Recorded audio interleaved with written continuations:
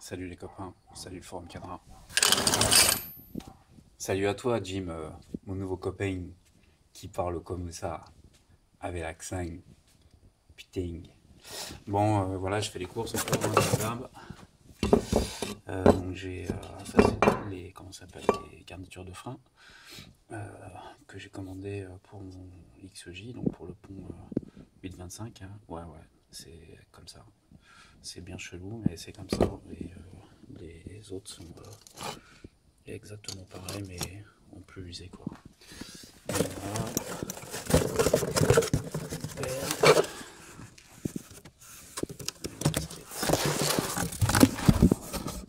Donc c'est du Mopar, hein, la classe à Dallas les gars. Hein. Voilà. Donc ça c'est bon. Je vais pas les monter tout de suite parce que j'ai pas le temps, parce que c'est Noël, parce que ceci, parce que cela. Bon, un rétro. Rétro gauche pour mon XJ. En bon état. Presque en bon état. Enfin le ressort lui, il tient bien, il est nickel. Donc ça c'est bon.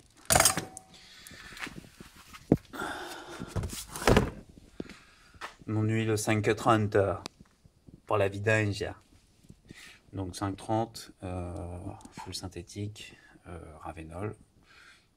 C'est allemand, made in Germany, c'est là. 38 € les 5 litres. Voilà. Donc c'est pas de la 10-30, mais ici chez moi en beau ça caille sa mère. Donc 2 bidons de 5 litres de Ravenol 530. Voilà.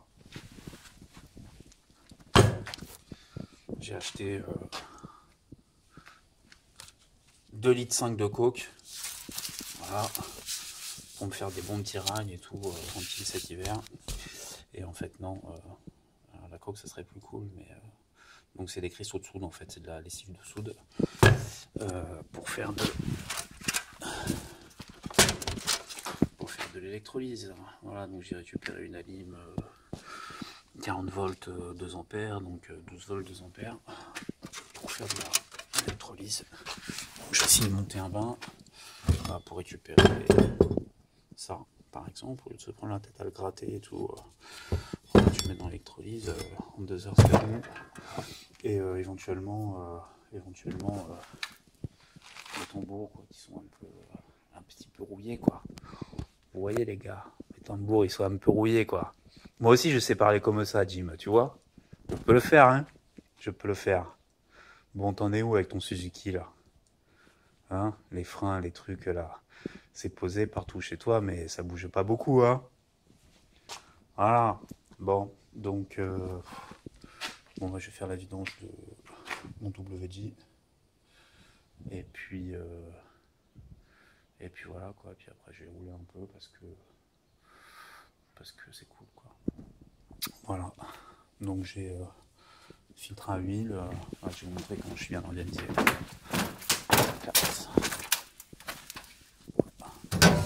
Alors voyons voir qu'est-ce que j'ai là-dedans. Des brasiers, divers produits chimiques, du carbonate de soude, du silicone. Là. Filtre. KNN, HP 2004. Un bouchon. Des bouchons. Et puis, pourquoi ça en ça va être en flèche, là. Bouchon. Tout ça, je pense que ça va aussi des plans d'équilibrage pour équilibrer mes roues. Chargeur de batterie, petite batterie. Des fils électriques, truc Spicer. Je sais pas quoi.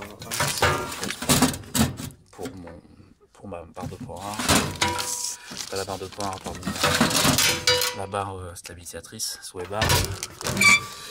Voilà quoi.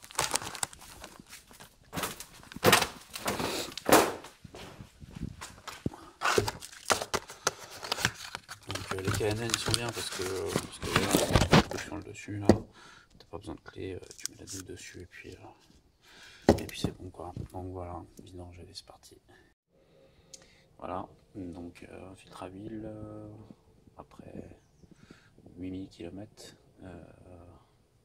et pratiquement, ouais, je sais pas, 1 an et demi, 2 ans quoi. Donc 2 ans c'est un peu long comme intervalle pour changer son huile, mais bon, j'ai pas roulé beaucoup ni dans des conditions extrêmes, donc bon voilà. Et puis l'huile,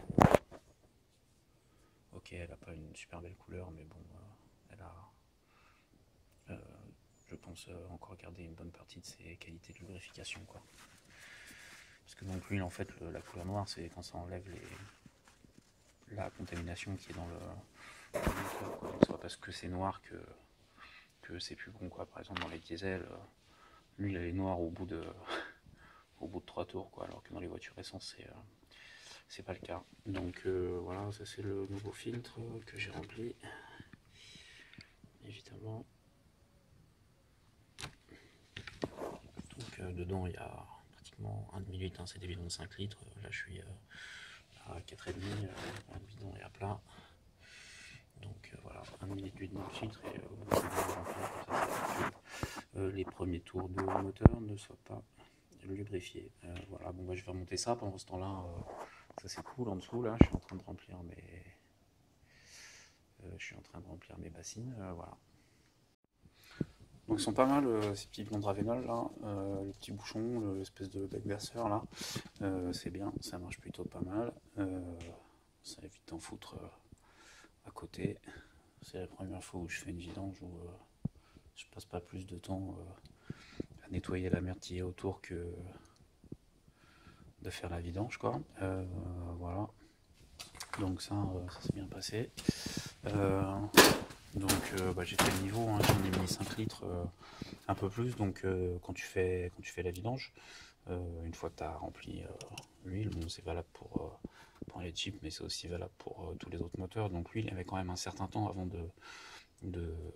d'arriver dans le fond du carter, elle coule sur les parois. Donc quand tu mets l'huile, quand tu vérifies le niveau avec la jauge, c'est bien d'attendre un petit peu, histoire d'être sûr que toute l'huile soit descendue dans le fond du carter, parce que c'est pas bien de pas en mettre assez, mais c'est pas bien de pas en mettre trop non plus quoi. Donc voilà, là je suis pratiquement au full. Donc voilà, j'en profite, les propriétaires de WG Grand Cherokee 4.7 litres, de faire une petite parenthèse sur la PCV, donc Positive Crankcase Ventilation. C'est une petite vanne avec une bille dedans qui coûte 4 $, qui coûte que dalle, mais en fait quand vous regardez dans le manuel, il faut la changer tous les, je sais plus, mais c'est un truc de fou en fait, genre 30 ou 40 000 km, un truc comme ça. Donc il y a une petite bille dedans qui laisse passer l'air ou pas, et en fait évidemment elle aspire directement dans le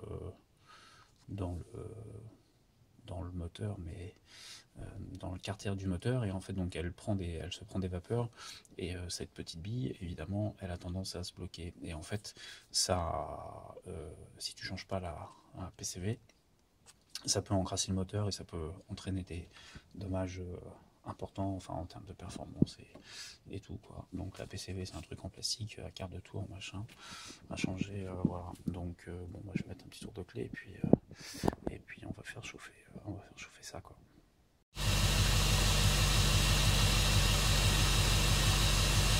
Bon, nickel quoi, RS, hein.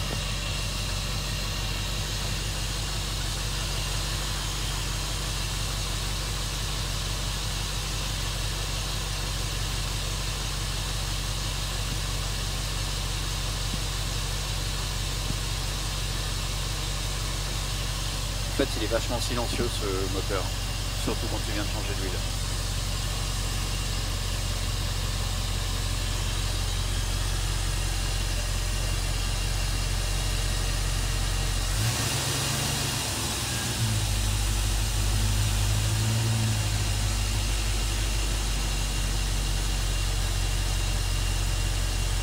Bon voilà, on va laisser chauffer et puis après je vais revérifier le niveau d'huile d'ici 1 heure ou 2, et après voilà, on passe au